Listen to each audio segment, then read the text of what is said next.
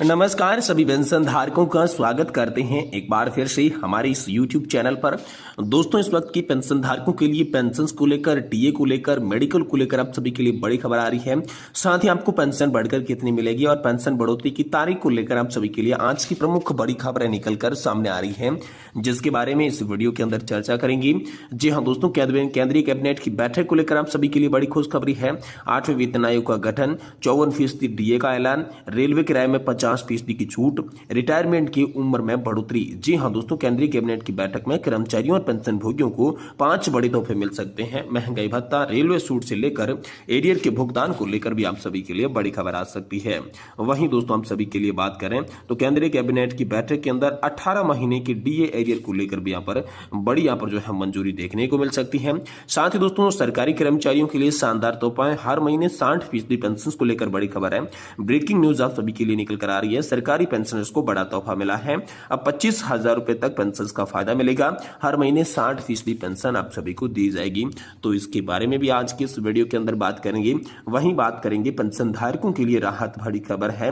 Pension को लेकर जारी हुए नए दिशा निर्देश, मिलेगा बड़ा लाभ। तो आखिरकार क्या नए दिशा निर्देश जारी हुए हैं, कैसे बड़ा लाभ मिलेगा, इसके बारे में भी आज की इस वीडियो के अंदर बात करेंगे। इसलिए हम सभी पेंशन धारकों से निवेदन करते हैं कि दोस्तों आज की इस वीडियो को आप लास्ट तक देखिएगा। साथ ही हमारे चैनल पर नए हैं तो दोस्तों चैनल को भी सब्सक्राइब जरूर कर लीजिएगा। तो चलिए बिना किसी देरी के वीडियो के अंदर खबरों का सिलसिला शुरू करते हैं और आप सभी को आज की पेंशन धारकों से जुड़ी सभी खबरों को सही सटीक और तथ्यों पर आधारित दे देती हैं। जी हां दोस्तों, पहली बड़ी खबर की बात करें तो केंद्रीय कैबिनेट की बैठक को लेकर आप सभी के लिए बड़ी खुशखबरी आ रही है। 8वें वेतन आयोग का गठन, 54% डीए का ऐलान, रेलवे किराए में 50% तक की छूट, रिटायरमेंट की उम्र में बढ़ोतरी। जी हां दोस्तों, कैबिनेट बैठक से कर्मचारियों और पेंशन भोगियों को 5 बड़े तोहफे मिल सकते हैं। महंगाई भत्ता और रेलवे किराए से लेकर एरियर के भुगतान तक भी आप सभी के लिए बड़ी खबरें आ रही हैं। तो चलिए यहाँ पर संपूर्ण जानकारी विस्तार से जान लेती हैं। कर्मचारियों और पेंशन भोगियों के लिए हाल ही में कई बड़े फैसले लिए गए हैं, जो कि उनके आर्थिक और सामाजिक जीवन पर सकारात्मक प्रभाव डालेंगे। इन फैसलों में महंगाई भत्ता, कम्यूटेशन, रेलवे किराए में छूट, 8वें वेतन आयोग और एरियर के भुगतान से संबंधित महत्वपूर्ण घोषणाएं की हैं। तो आइए यहाँ पर एक एक करके सारे स्टेप को जान लेते हैं। सबसे पहले महंगाई भत्ता 53% का भुगतान। जी हाँ दोस्तों, केंद्रीय कर्मचारी और पेंशन भोगियों की महंगाई भत्ते में वृद्धि की घोषणा हो चुकी है। अब महंगाई भत्ता 50% से बढ़कर 53% कर दिया गया है। इसका भुगतान अक्टूबर 2024 की पेंशन और वेतन के साथ किया जाएगा। इसी के साथ ही जुलाई, अगस्त और सितंबर 3 महीनों का एरियर भी आप सभी के खाते में जमा किया जाएगा, जिससे पेंशन भोगियों को वित्तीय राहत यहाँ पर मिलने वाली है। दूसरी है कम्यूटेशन की रिकवरी नहीं होगी। जी हाँ दोस्तों, पेंशन भोगियों के बीच कम्यूटेशन को लेकर हमेशा चिंता रहती है कि क्या उनकी मृत्यु के बाद परिवार की पेंशन से कम्यूटेशन की कटौती की जाएगी।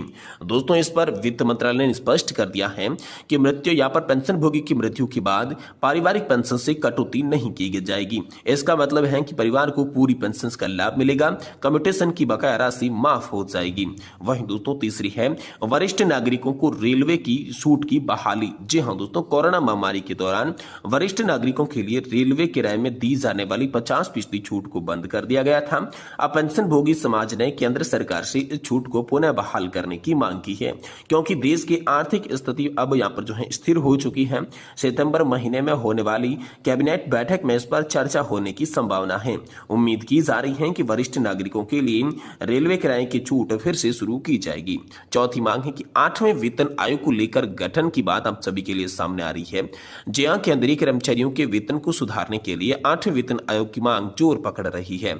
सांसद आनंद भदौरिया ने प्रधानमंत्री नरेंद्र मोदी को पत्र लिखकर आयोग के गठन की मांग की, ताकि 1 जनवरी 2026 से इसका लाभ मिलना शुरू हो जाए।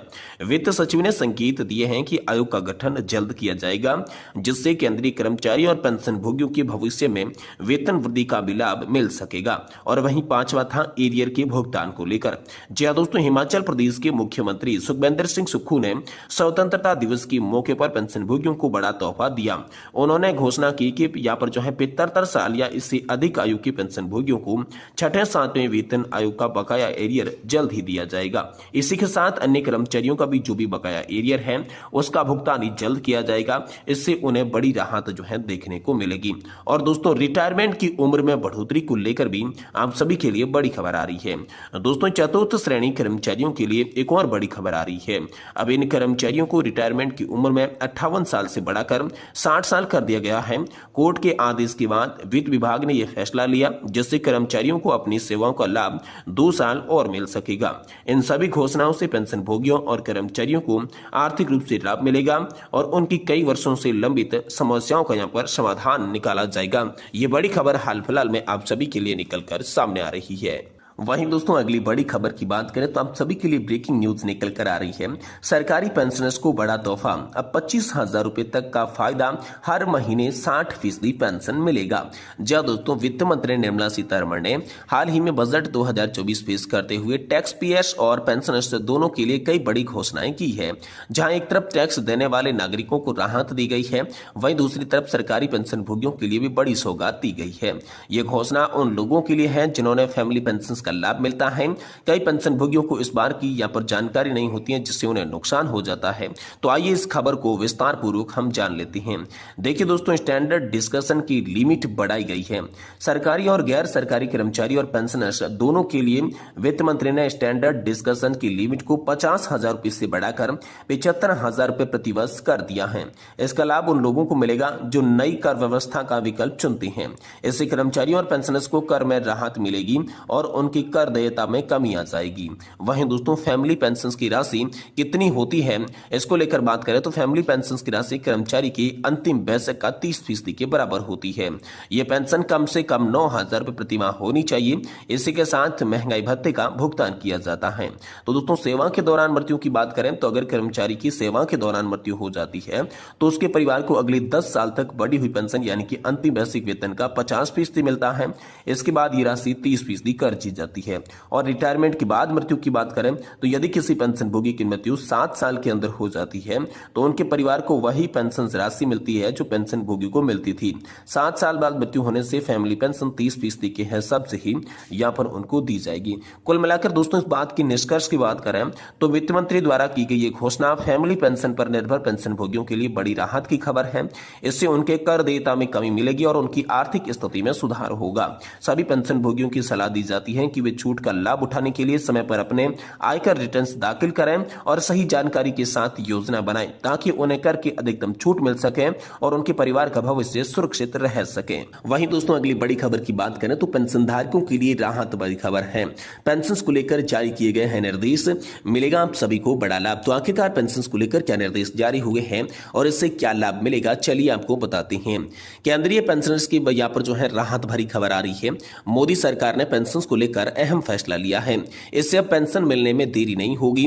वित्त मंत्रालय के तहत आने वाली केंद्रीय अप्रत्यक्ष कर और सीमा शुल्क बोर्ड ने एक ऑफिस मेमोरेंडम यानी कि कार्यालय ज्ञापन जारी कर अधिकारियों को निर्देश दिया है कि सीसीएस रूल्स 2021 के तहत तय की गई समय सीमा का सख्ती से पालन किया जाना चाहिए।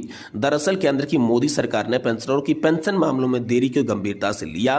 केंद्रीय अप्रत्यक्ष कर और सीमा शुल्क बोर्ड के ज्ञापन में कहा गया कि सीसीए नियम 2021 में निर्धारित टाइमलाइन का सख्ती से पालन किया जाना चाहिए। समय पर पेंशन का भुगतान सुनिश्चित करने के लिए निर्धारित समय सीमा का पालन करने की आवश्यकता को रेखांकित किया है।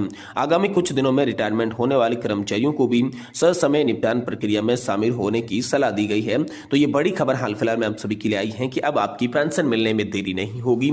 इसके लिए केंद्र सरकार ने यहाँ पर जो अप्रत्यक्ष कर और सीमा शुल्क बोर्ड के ज्ञापन के अनुसार सीसीए के नियम 2021 के नियमों का पालन करने की बात कही है, जिससे पेंशन धारकों को अब समय पर पेंशन मुहैया करा दी जाएगी।